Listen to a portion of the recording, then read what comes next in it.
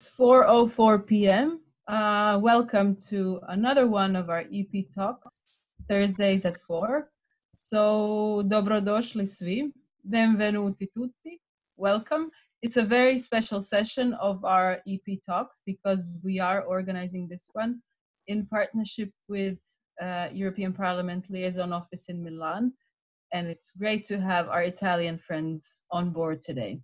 So just a few technical remarks before we really get down to business and start talking about Epas schools. Please turn off your microphones, so mute yourselves unless you're talking. Please turn on your camera so we can all see each other and this can be a cozy discussion. It's also good for taking pictures of the Zoom. Trust me, it looks better on social media.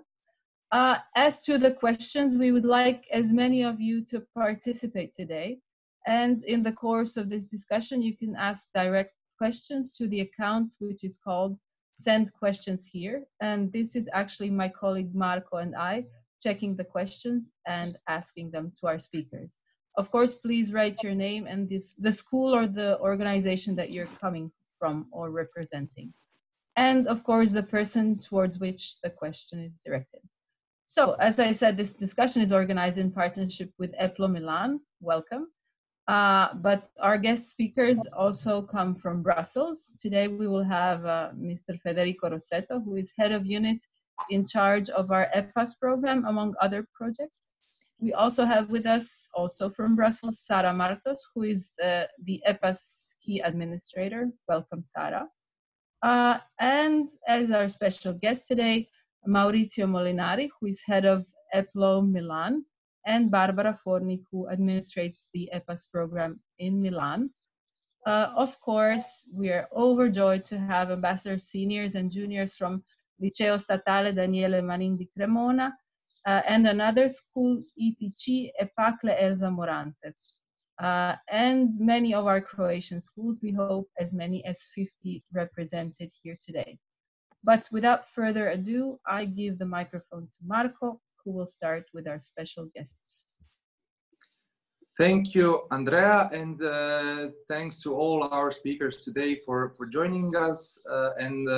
We are really looking forward to hear your experience from, we can already now say, previous lockdown and the relaxations of the measures are taking place in many countries across the EU.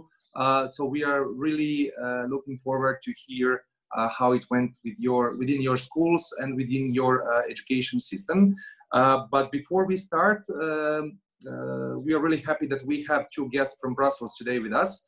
So I will start with Mr. Federico Rossetti, whose unit is in charge of this program. So Mr. Rossetto, question for you, if you could just greet our guest today, and you could just follow up a bit on how the Epas program looked from Brussels. What's your opinion on what our schools did? And maybe you can just say a couple of words on what do you expect from the program in the upcoming months, during the summer, after the summer, but maybe even next year. So you can start. Thank you. Unmute. Yes. Unmute. Can you hear me now? We can. Yeah. So hello, everybody. I'm Federico. As Andrea and Marco said, I'm in charge. My unit is in charge of the Epas program. I'm actually at home, so stay safe, everybody. Maybe do the same. I'm in charge of the program, despite I left school a while ago. But school days are still very engraved in my memory, probably much more than what I have done yesterday. And I hope that your school days will also be engraved in your memory, in particular your Epas experience. More seriously, I would like to really warmly welcome to this Epas talk, because I really want to stress how here in Brussels, we very much value your commitment and your work in favor of the European project as a whole. Also in these difficult times, I am aware that Croatian Epas schools, and also in Italy the same, they continue to work by participating or organizing several activities for the 9th of May, for instance, the Europe Day. Also, I would like to underline how much here in the Parliament we valued the essential, and I repeat, essential contribution of Epas schools to the success of the This Time I'm Voting campaign in view of the elections 2019, last year. Senior and junior ambassadors, let's call it the Epas community or the Epas family, are for us in the Parliament the perfect ground gamers. You did a lot already, but you are so good that we will continue to work with you even more in the future. You won't get rid of us that easily. Together, we will achieve great things. Together, we will prepare the path for the new elections in 2024. I would like also to take the opportunity to thank very much Andrea and Marco, the whole office of Zagreb, and of course, its head, Violeta, for the great work that they are doing, that they have done and they are still doing for the Epas program. You asked me, Marco, about the future, but I will maybe pass the floor to Sara, who is the Deus ex machina of the Epas program in Brussels. I don't speak Croatian, I know only how to say cheers, so I would say arrivederci, bring it on, and živeli. Bye-bye. Thank you, Federico, for these really nice remarks. And as you said, Sara will tell us a bit more now, but maybe Andrea wants to jump in between and maybe add some extra question for Sara. But mic goes to you, Andrea. Oh, yes. Thank you, Marco. We have so many questions for Sara, but we will let her decide what she thinks would be the most important things for our schools and for our mentors to hear, but maybe with a little bit of a sneak preview of what's going to be going on in the program in the next school year. So over to you, Sara. Hi, everyone. It's a pleasure to be with all of you today. And as Federico said, in Brussels, we value a lot your work. We've seen what you've been doing during these challenging times. You've been interviewing influencers. You've been organizing webinars, having talks. I mean, Zagreb and also Milan, you have been super, super active. And this is something very important because we see that the community continues, which is amazing. Concerning the future, a lot of things are happening, and you are like the key ones. You are playing the key role there. The thing is that we saw during this lockdown that digital is going really well. You are native digitals for junior ambassadors, and we saw that it works. That you want to participate in this way. And this is really positive because we really don't know what it will be the situation in the coming months. Hopefully everything will start in this new normality, but it's good that we see that the program can continue in this digital format and that it works because you are the proof that it's successful and it works. What's coming next concerning Epas, we're going to, as soon as we can have events, we will have them as well. So personal, as soon as we can, we want to have like in-person events, but we don't know yet when this will be possible. But in the meantime, digital events will continue through the EPLUS, through the liaison offices.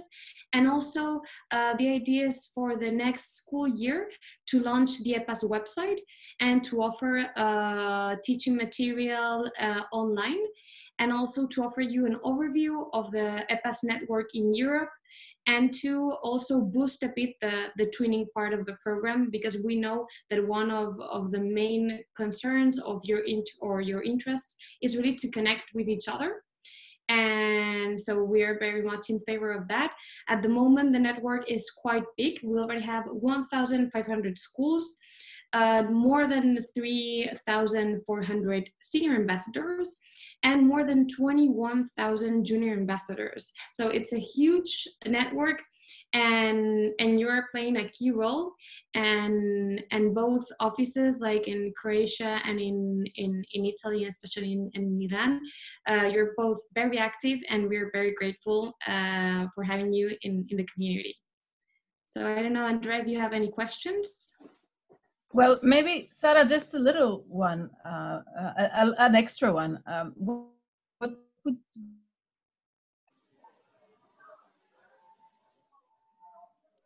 I lost you, Andrea. Could you give us some inspirational, one or two or three things that you've digital, something that could inspire us for the next school year? I lost the start of the question. There were some connections. Oh, sorry. Oh, I guess it's the internet. I'm sorry.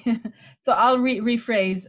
Maybe some best practices, examples from concrete schools during lockdown, maybe one or two or three examples that can inspire us to work on the program even better. Of course. We had a really nice example from Madrid, for example. They organized a contest, a video contest about why it is important that Europeans act together and united against COVID. So they organized this contest. More than 50 schools participated, and this was really successful. We also had recently kind of a battle in Belgium with different schools participating, and the idea of this battle was to have like a quiz where in Zoom they were divided in different groups, and each group needed to reply and to answer quick to the quiz. So the first group to really agree on the answers and reply was the winner. This was quite successful as well.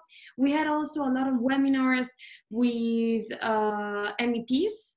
This was a format that was quite successful in a lot of countries because it was really Q&A format, a bit as playing the journalist role towards MEPs. So that was really cool as well.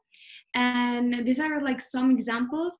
And of course, we also saw that some schools in Zagreb were interviewing influencers. This is also a really good practice because we see that you're interested in that. So getting in contact with them is also really interesting. And for example, in Romania, they're interviewing different policymakers, MEPs, also people from the parliament, just to know a bit more of how it's going with this campaign on Europeans against COVID-19.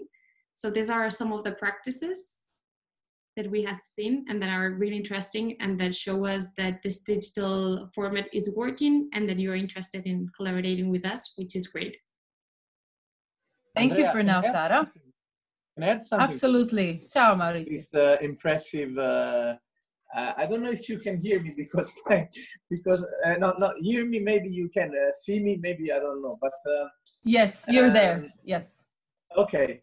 No, because it was impressive the list of examples, and I want to add an extra one from Italy, which was for Europe Day. We managed to have several hundred students online in a live chat with MEPs, and this was also taken by national television. So it was I that basically broadcast a report on the thing. So it was with schools you can do quite a lot of things also that then are picked up by media, local media, especially when it comes to Epas, Euroschool, etc. But then sometimes you can make it also onto national media. Thanks, Maurizio. I think this was our experience as well. The media really like this program. And I think there are some media representatives among us right now. And some Croatian media, both local and national, have already interviewed participants of this discussion from Italy. So this is a really good resource. Let's call it like that. Thank you, Maurizio. And thank you, Sara. And Marco, maybe I should hand it over to you for now. Thank you, Andrea. Thank you to Sara and Maurizio for sharing their own experiences on working with on Epas program. But let's go to the ground a bit, to the field. Now we are starting the part of our today's session where we will hear some good practices, some of the feelings of our ambassadors, seniors, and juniors during the pandemic and during the lockdown. We will start with Liceo Statale Daniele Manin, with their ambassador teacher Francesca Di Vita, and with their ambassador junior Giacomo Bassi and Silvia Russo. But before we start, please, our colleague Dražen, could you show us a video that we got from this school? It's a short video through which you will be able to see how it went within this school during the lockdown. So Dražen, please.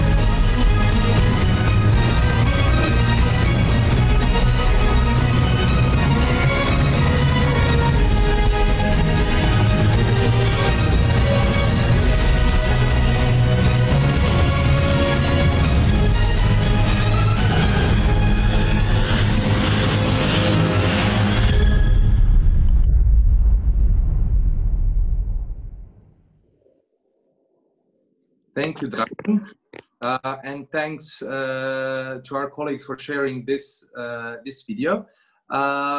Through the chat, through this today's session, we will also share with you some links to see what Croatian schools did during the lockdown. But before we go to that part of the session, I would like to ask Francesca how it went with your school, with your students, how you felt during the lockdown, having in mind specifically dramatic, I would say, situation with COVID-19 in Italy, and then your students will also have an opportunity to share their own experience and feelings. So please. So thank you. Hello, everyone, and thank you for having us, first of all, and congratulations to the EU Parliament and to its office in Milan, to Barbara Forni as well, for coming up with this great idea, giving us the opportunity to participate. Yes, we came across something we couldn't have expected, and life has become a real struggle. But I realized that I and my colleague, Rossella Russo, who is co-referent with me in this project, that it's more important than ever to keep this European project alive, which includes both institutional training along with citizenship and cultural education in a chain of interconnected elements, culture, history, art, economy, travels, exchanges. So that, I think, means awareness. And the very reason why it's so important now is that in dark periods, in crisis, education and values are key to find a way forward, a breakthrough. And thanks to this program, we, as European citizens, can discover, can realize that we are on the same page. The EU values are on those of the Article 2 of the European Treaty. Freedom, democracy, everybody knows it. Solidarity, respect for human rights, human dignity. And let me add, in prosperous countries with thriving economy, which is very important. And this is the EU we want to live in, especially now. But we have to be alert, because I'm seeing right now that those values are under threat, and we have to fight on the front line. And at this point, I think education, human being and his historical cultural roots are the core of our project and of our activities, of our conferences. So I think my students can understand this, and I have the extraordinary teamwork of my students, of my incredible group of ambassador students. This is my thoughts, my feeling. My first feeling was to defend our values, and I felt as a teacher the responsibility to discover the roots of the European culture. Thank you, Francesca, for sharing your experience and thoughts with us. Now we can hear a bit more from your students, Silvia and Giacomo. Silvia, are you here with us? Yes, I would like to say something about the education. As my teacher said, education is fundamental if we want to increase our responsibility as citizens and if we want to increase our collective consciousness as a country. I strongly believe that education is a key we use to approach reality, and without being aware of our culture and our political origins and without being responsible, I think we won't be able to face the crucial issues that concern the European Union and our country's life, especially during this period that needs to be understood and needs to be explored. And I think that this program, the Ambassador Project, provided me with the instruments I have to use to form my opinion around the problems that concern my country's life and the EU. Thank you, Silvia. And Giacomo? Yes, thank you. Thank you very much. It's an honor for me to be here. So we managed to continue our activities through a new modality, that is the online one, which represents a different way to interact with people and mates, of course, not physically anymore. So we had to adapt to this new reality and learn how to use online digital talks. This allowed us to strengthen school ties between teachers and students. I really hope we won't forget of this experience and of these modalities. I hope it is a point of start to cooperate, to keep these international friendships and multicultural friendships alive.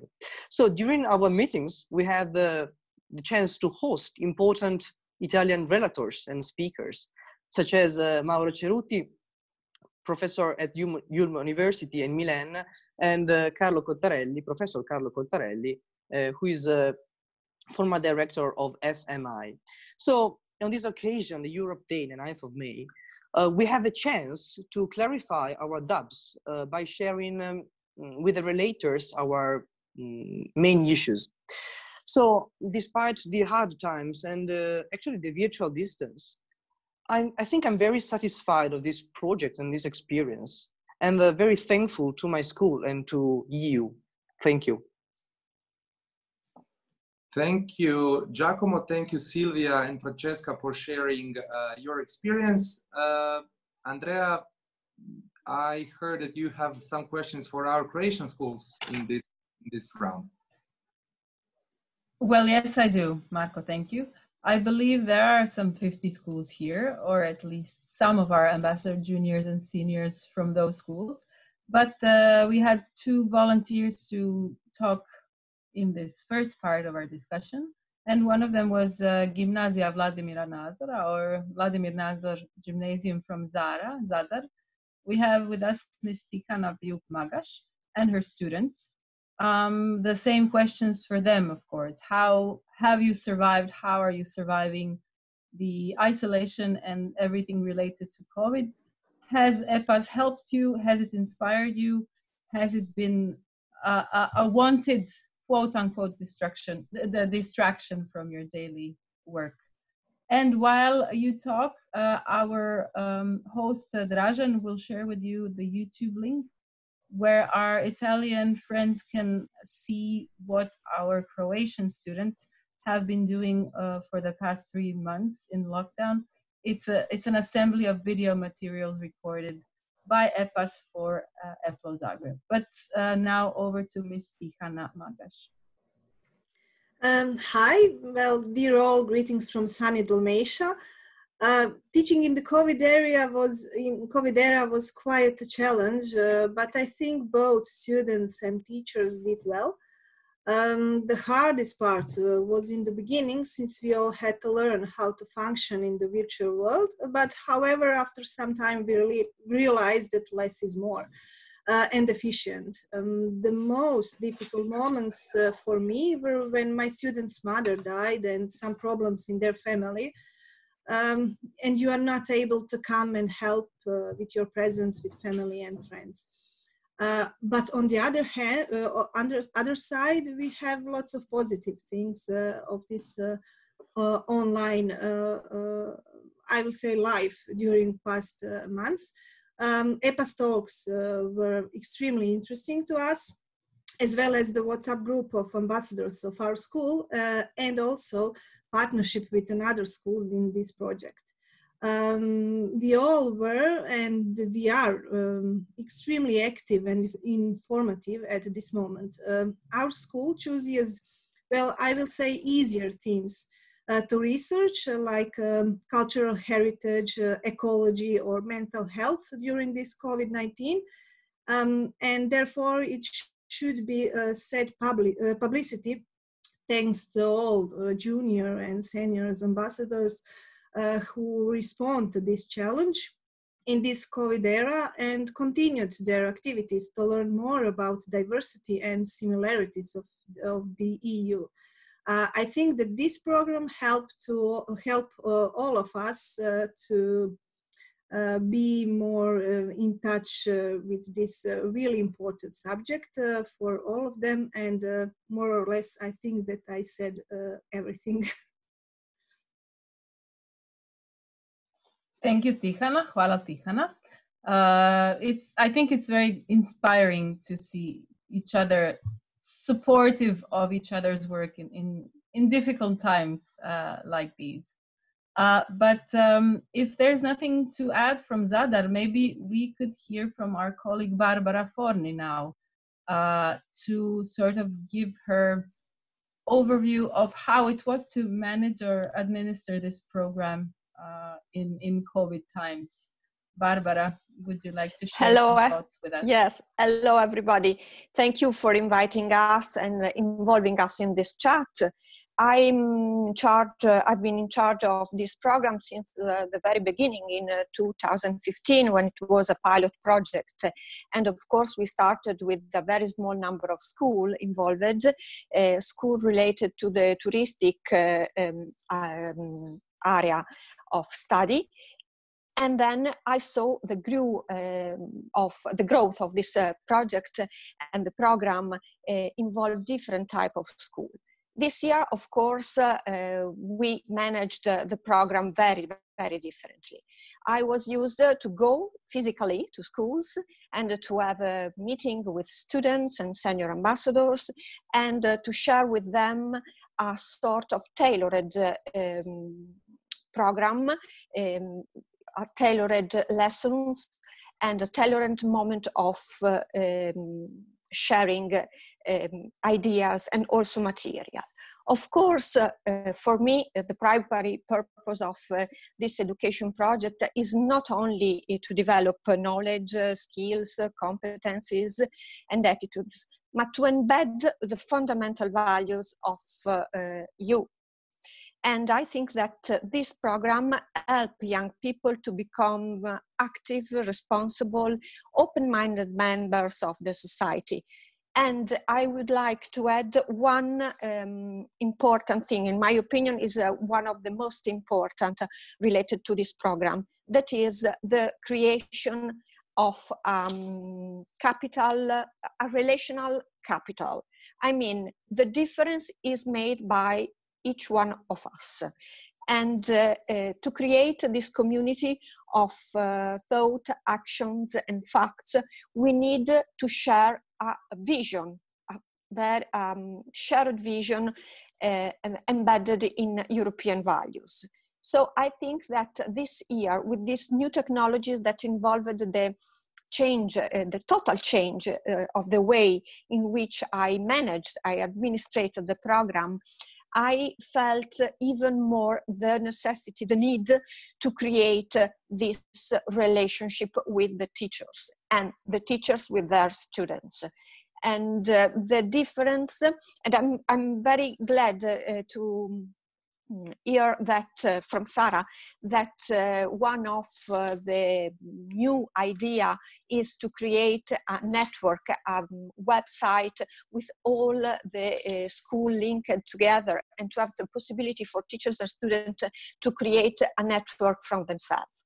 And I hope that next year we will have a sort of mix of online activities, such as this one, the one that we organized during this month of confinement, but also to gain once again the human aspect of the meeting, the personal meeting inside the school, or in welcoming classes inside our EPLO, where we have a meeting room and we shared some moments of lessons or interviews or moment of commitment in European themes. Thank you, Barbara. Thank you, Andrea. You gave me an inspiring punchline, actually. It's building the relationship with teachers, but also with students. Yes. So we'd like to hear from Croatian students now as well. And if we have them ready, also from Zadar or also from Gimnazija Vladimira Nazora, we would want to hear what they have to say. How has this experience been reflecting on your life, dear students? Tihana, do you have them on hand? Yeah, well, Donat needs to answer on it. So Donat, please unmute yourself and... Hello. Yeah. Hi and welcome. Dobro došli. Tell Hello, us more. everybody. So as a new school to the program, we have actually we have teething problems. We have problems starting everything. And we have just begun doing social activities and volunteering and stuff like that. So the corona crisis actually stopped all of that, and we moved online, which was quite a big shock because we weren't ready. We don't usually do e-learning in our schools and stuff. But I think it was a very positive experience for all of us, because how should I say, we have learned new stuff and new ways to collaborate and do stuff with people, and have made connections even without being physically like here. And I agree with our colleague Barbara that the human aspect is a bit lacking. So we all hope that actually in September at the new school year, it will be again more of a mix of online and physically based activities. Thank you, Donat. I think this will probably be the motto, mixing and combining. Tihana, do we have someone else from Zadar, or can we move on to our Italian friends again? We can move to the Italian friends. Yeah. Thank you. And there will be a Q&A. Okay, there's going to be a Q&A session later, so more students will have a chance to talk as well. But now over to you, Marco, again. Thank you, Andrea. And it was really nice to hear experiences from Zadar. But let's go back to Italy now, to school ITC Epacle Elsa Morante. We have ambassador teacher Antonella Corrado there and ambassador junior Doris Hila. So please, Antonella, share with us your experience, and then Doris will also share experience from the point of view of students going through this lockdown and very difficult but also challenging times we went and we are still going through. So Antonella, please. Okay, good evening, everyone. First of all, I want to say that it's my pleasure, our pleasure, the pleasure of my school to take part to this talk today. And I'm glad to meet the colleagues from Croatia and from Belgium, both senior and junior ambassadors. I want to start saying a few words about how my school got involved in Europe and the European things. About 3 years ago, we started to get more and more interested in Europe and in any kind of projects related to Europe, such as Erasmus projects. It's a sort of love that is getting bigger and bigger, deeper and deeper every day. And that's why I couldn't but accept when Barbara asked me and my school and my colleagues to join this project Epas. It sounded so attractive, especially because it was going to involve students. And whenever these projects involve students, I'm much happier. And we didn't have to fight a lot or to spend too much time trying to persuade students to get involved in the project, to become ambassadors. And they all appeared so enthusiastic, especially when they learned about the contest Euroscola. And we started with some meetings with me and my colleagues, Regina and Christina, and just with brainstorming. But then they worked on themselves, and they did a great job. And so after the submission of the video, which resulted successful, we went on working on Europe and on the European themes. So we started following webinars, especially when the pandemic spread out. And this, the peak of the pandemic was not easy for us because as everybody before me said, we were not used to work through a screen. So it was quite challenging. And myself, I felt a little bit fragile, not prepared for the unexpected.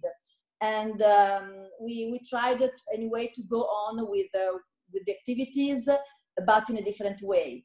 And what I missed much, the most, was to see my students' faces, to catch their real mood, which is quite not so easy through a cold screen. Anyway, we tried to go on with our interest in Europe, and what we learned from this project is a lot of things about European institutions, about what Europe does for us. And as I always say, I like to see the glass half full. So I'm sure that this is just a phase, and in the near future, in September, I hope we will gather together, especially because we wanted to dedicate a special moment in our school with the whole school community to celebrate our students, because they won with the video, and I'm so proud of them. And I think that the best result of this so far is that we have created a very beautiful group that is sharing a lot of new knowledge, but also new feelings. And what I wish everyone is that my enthusiasm, because I'm really in love with Europe, my enthusiasm can get much stronger than the virus, so much more contagious in a very positive way. That's it. Thank you, Antonella. This was really interesting to hear. Doris, I can see you with us, so you can share also your experience from a perspective of students going through this. Thank you, Doris. Hi everyone, I'm so happy to be here with you and to share my experience during coronavirus. Right now in the world, we are in a fight of our lives against coronavirus. It has affected many people, including myself. I am now at home every day, and it really is affecting me socially. Also, now that school is closed for the rest of the year, it has really had an effect on my school life. I spent most of my days studying, but I also have virtual meetings with my teachers and my collective mates. But physically, it is different, and I really miss that aspect. School being closed is just one way that COVID-19 has caused a lot of damage. During the school year, most of my schoolmates and I were part of some school activities such as Erasmus and Epas. And honestly, these were two very important activities for us because they gave us the opportunity to integrate with the real world and to grow professionally. Unfortunately, these activities are suspended previously because of COVID-19. However, considering what happened, we continue to keep the right rhythm with the situation, respecting always the distance. I want to stop just for a moment on how our Epas project went on in distance. After working for almost 3 months on the study of some European Union documents, we don't feel like abandoning everything. So when the emergency COVID-19 started, we looked for a strategy to find a strategy to go forward, preparing different materials and realizing some presentation on different topics that have in the attention of the European Union. We have managed to find a forum that allows us the distance cooperation.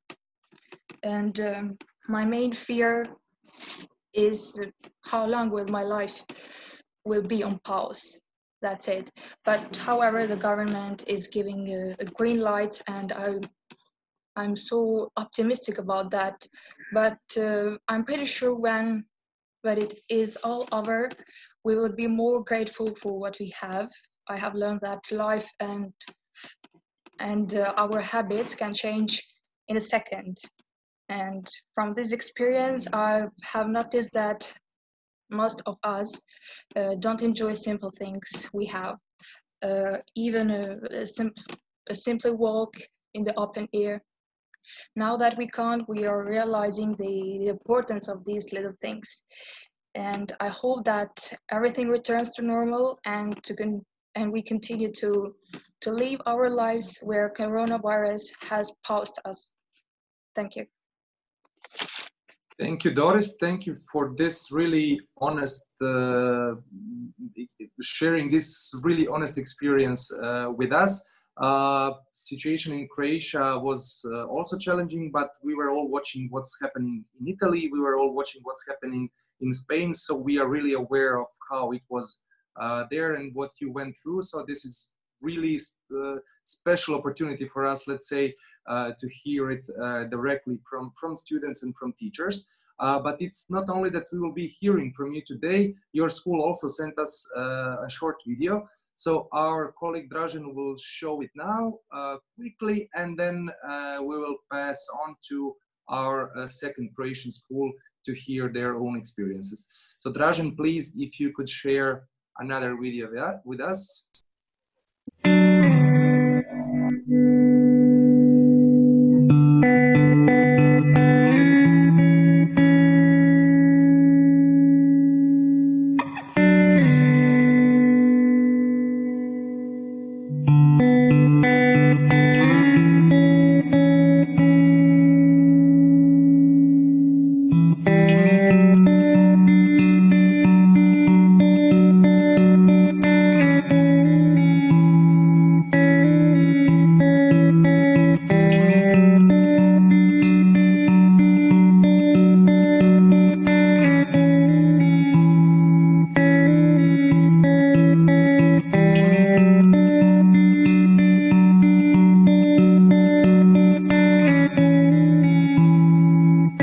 possiamo fare piccole cose che con l'aiuto del Parlamento europeo possono diventare grandi.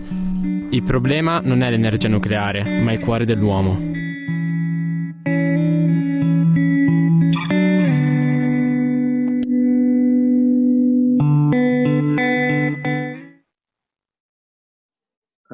Thank you once again, Antonella and Doris, for sharing with us your experience, and I will hand it over to Andrea now to check what was happening in other Croatian school we have today with us.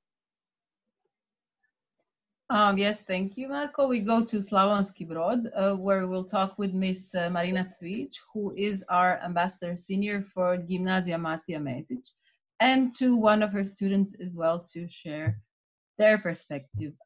Marina, please go ahead. Yes. Hi. Well, first of all, I would like to say a huge hello to everyone participating today, especially all of my colleagues from Italy and Belgium. It's really a unique opportunity actually to hear experiences from other parts of Europe. So I come from a small town in eastern part of Croatia, and I would like to share my personal experiences, not just with Epas online, but also with teaching. So when it comes to online teaching, just like everyone, each and every one of you, we were all taken by surprise. I mean, we weren't prepared for it, and you know the story. So we all had to adjust in our own ways. I remember, I'm not sure if it was the first or the second week of online learning, that I wrote to all of my students that regardless of all the difficulties, the dangers that we were in, that they should be proud of themselves. Why? Because they're actually writing history, pages of history. This is the first time ever that students in Croatia and almost in the entire world had to have online lessons for regular school. So it's a pretty big thing to happen. I'm also a history teacher, so that's kind of, it was interesting for that reason. But when it comes to difficulties, of course, there were a lot of them.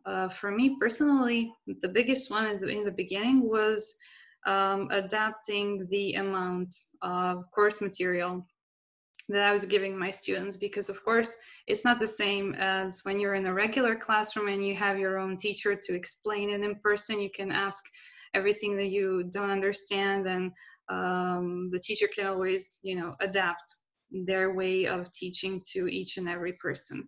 So that was a bit difficult, but once I got around to that, it was a lot easier for me and for the students.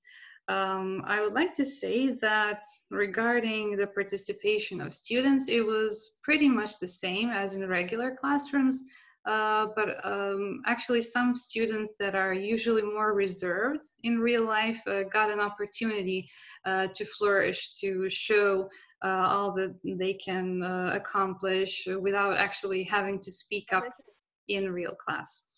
One of the bright sides of online teaching was being an Epas ambassador, because even though we weren't able to do all the activities that we had planned and all the meetings and the projects that we participate in every year, we were able to stay in touch. And we also have 3 schools in Croatia, Epas schools, that we are partnered with, and Tihana's school, the teacher that was talking to you at the beginning, she is one of our partner schools. So we were always like keeping in touch through, you know, online messaging and stuff, and planning different activities.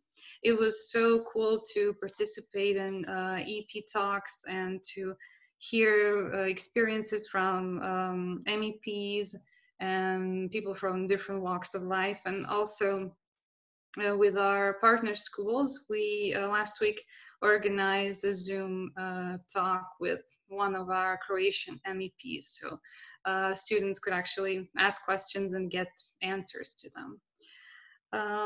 Okay, so just to wrap everything up, to say that about online teaching, I think it's a good way a good alternative way of teaching that can substitute the regular one if the need arises, but that it cannot in any way substitute real teaching and the physical one which is beyond any doubt the best one. Thanks so much, Marina, for this intervention. It was very inspiring. And now over to one of your students. Okay, so I would like to call Elodie Tian to share her experiences. Hello, everyone.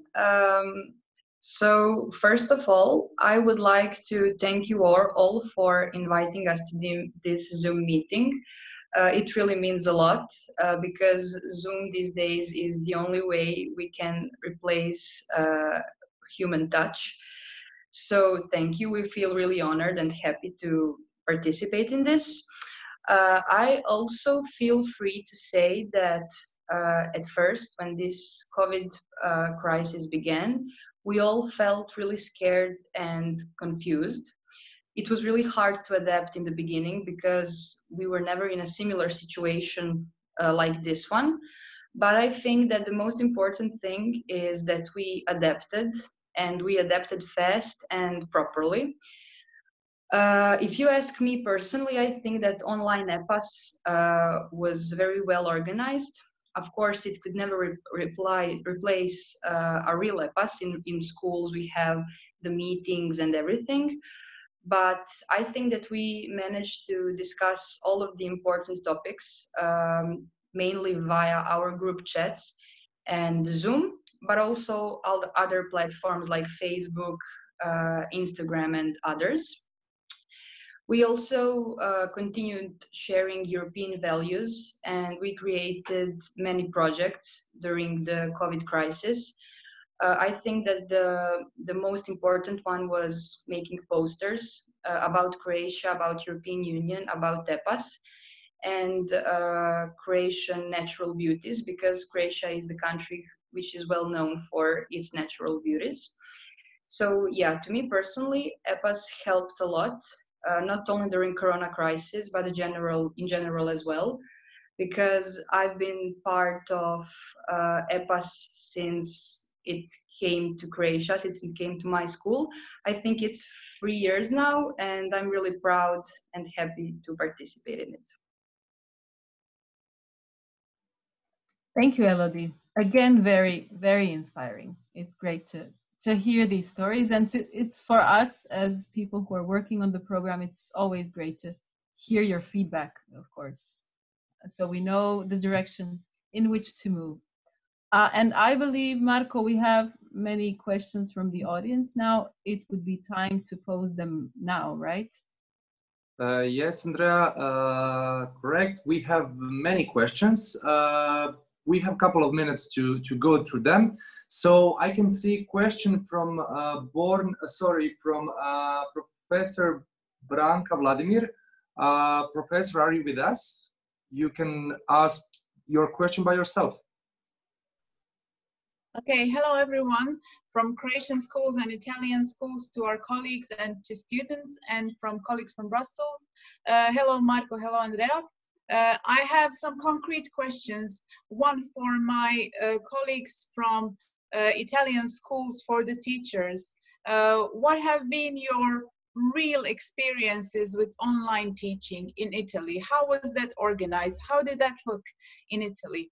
And another concrete question for Italian students, if some of them would like to answer. What is the concrete thing that you really look forward to doing, that you have really missed doing when the lockdown in your country starts to get relaxed?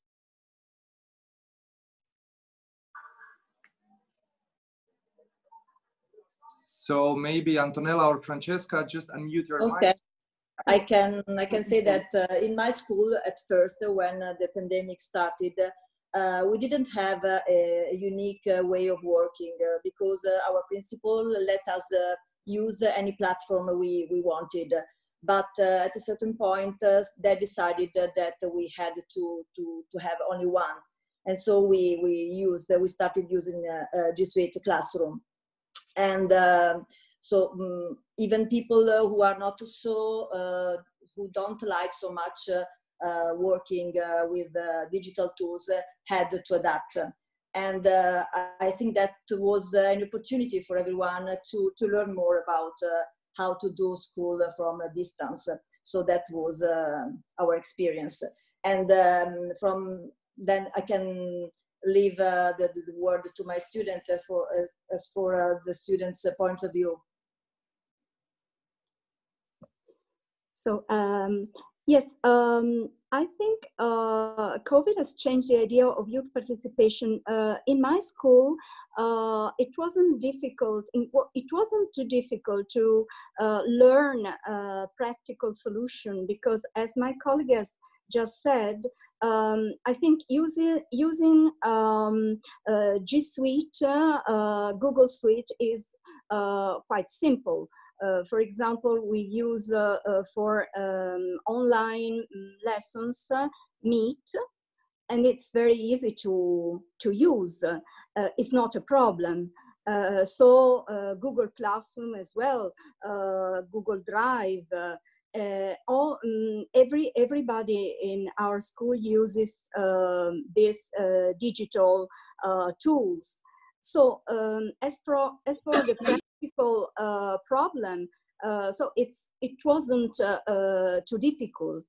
But I think that there is a good positive side for technology, something upbeat and something downbeat, because technology urges us to make the most of our time without wasting it. We have to act quickly in a very short period of time. So you learn how to use your time, and this particular aspect let students grasp the opportunity to play a different role and game, which with more self-directed options. So they can become actors, being in charge. For me, it was a fascinating experience, because they taught something every day to me. The downside is the fact that yes, you can go wherever you want to, you can meet new people, you have more freedom with a screen. But the downside is that you are not in the same environment.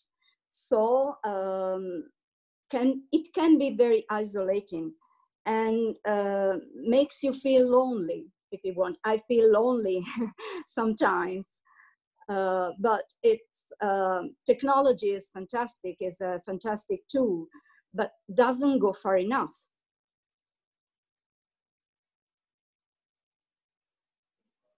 Thank you, Francesca.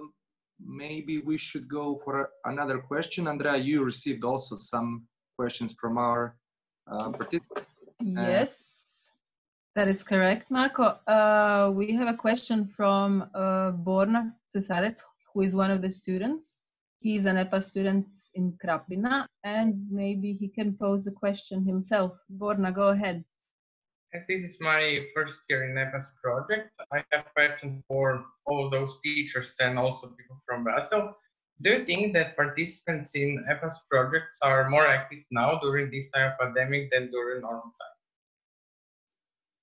As I don't have experience the year before, this is my first year, so I would like to know how much are you actually working? How much did you actually work before? And Borna, would this question be for the Italian schools or for the Croatian schools, maybe? Anybody can answer. It's not specific. So maybe our Italian friends. Barbara, maybe you can help with one of the schools. I'm really sorry, I didn't hear the question.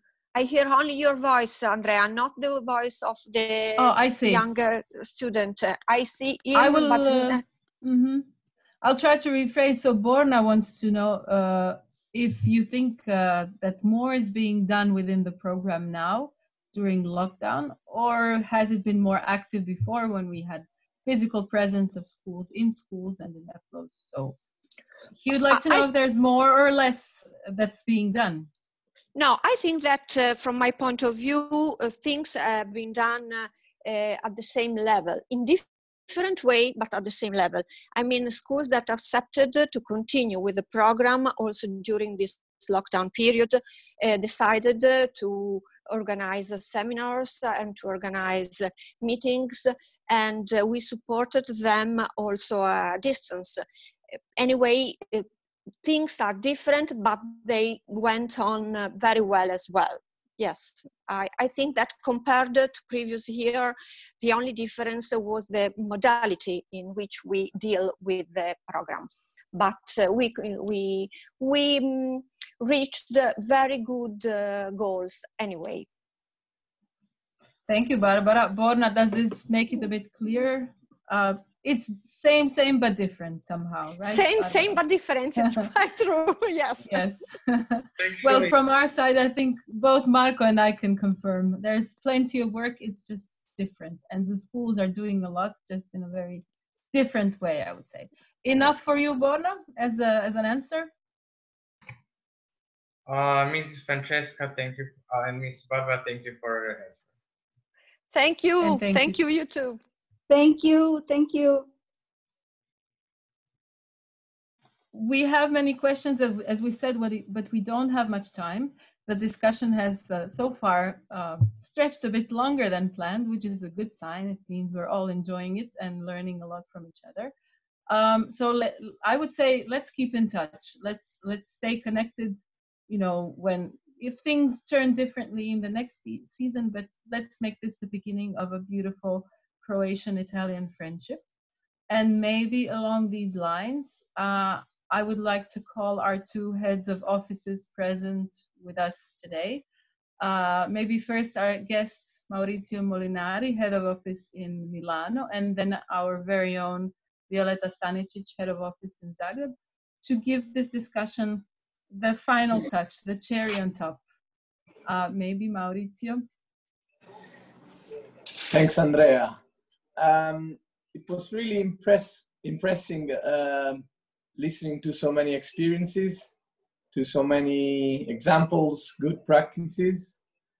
This is really, this gives the evidence of what schools are doing together with the European Parliament. I think it's I was really impressed.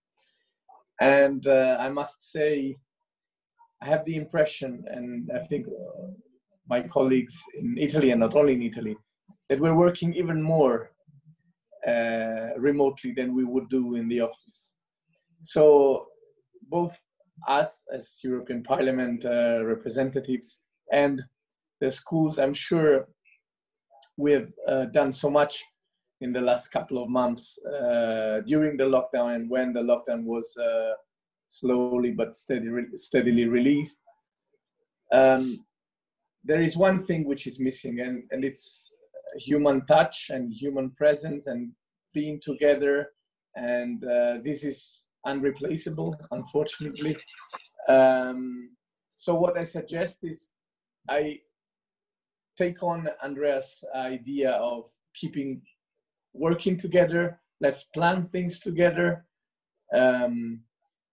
Let's join, let's put our energy together, Italian schools, Croatian schools, and when we can, let's try and meet together in Italy or in Croatia or in Brussels or wherever. Let's really try and work so that students can meet each other, can shake hands and hug and whatever, when they will tell us that this is possible, because that's really important. This is something that cannot be replaced by Zoom meetings, unfortunately.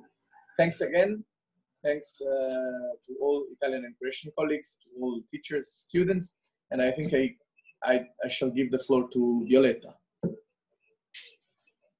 Thanks, Mauri. Violeta, please join us. Ciao svima. Ciao. Listen, you know my opinion. Most of, at least of the Croatian schools and junior ambassadors we work with, this is the most positive project which we are doing, and the one which we feel is very rewarding because it gets us in touch with young people, and we virtually see the changes in their life once they've been part of it.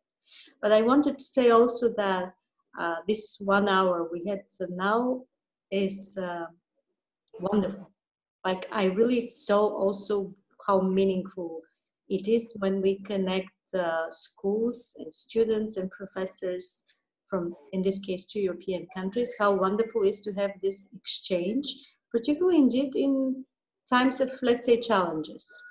I think it has to be, hopefully Sarah will help, and the colleagues from Brussels.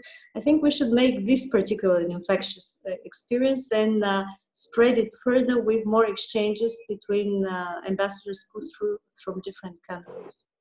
Because it really gives you a sense of belonging, a sense of community, a sense of understanding what Europe is all about, and how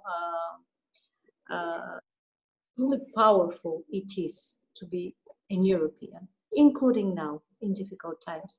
Thank you all very much, because events like this in the last 1 hour give a meaning to what we do every day, put everything in perspective, give us a big picture, and we know that we are doing something really worthy and something which makes a lot of sense. Thank you really all. Thanks, Violetta. This was lovely and inspiring. But we won't stop with this. There's someone else who is very thrilled with what we were doing today with Italy. We have a very special message to our schools, both Croatian and Italian, from European Parliament President, Mr. David Sassoli, and thanks to our press team for providing us with the video. If we could play it now as a wrap-up, that would be wonderful.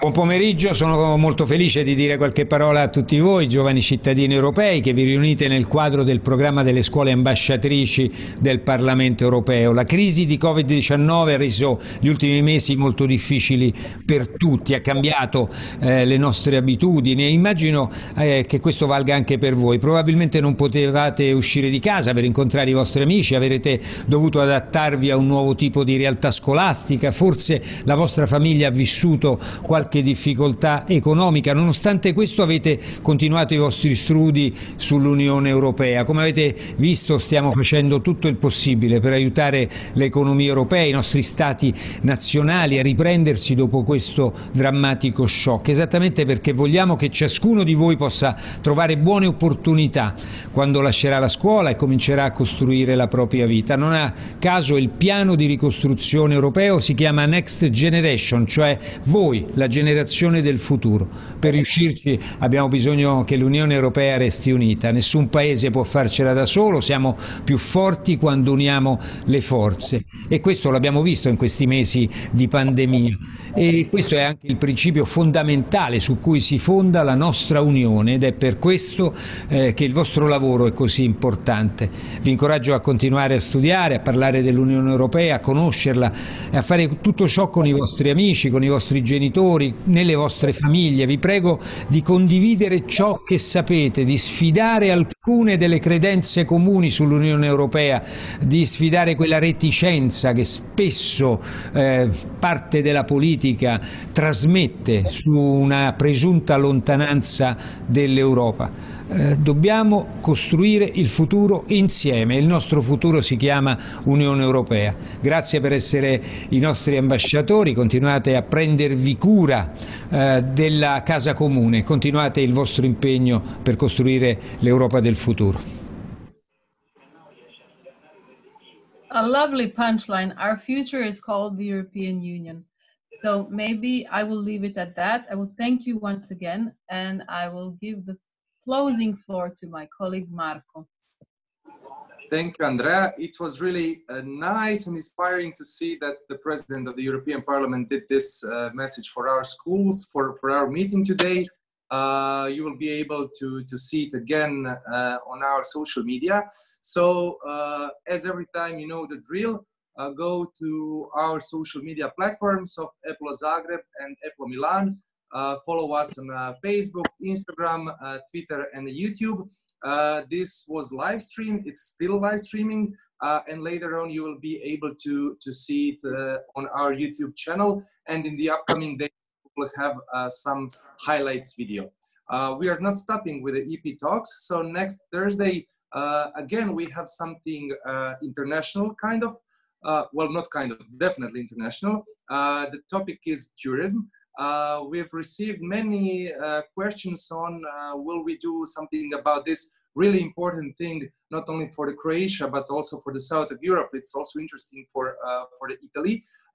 So together with European Parliament office in Berlin, we will talk on this topic. We will host some European members of the Parliament. Be with us next Thursday, 4 o'clock. Follow us on the social media, and thank you for today's participation and for following us on this live stream. Ciao a tutti. Pozdrav svima. Ciao a tutti, grazie. È stato bellissimo. Ciao, grazie. Grazie. Anche per noi, grazie.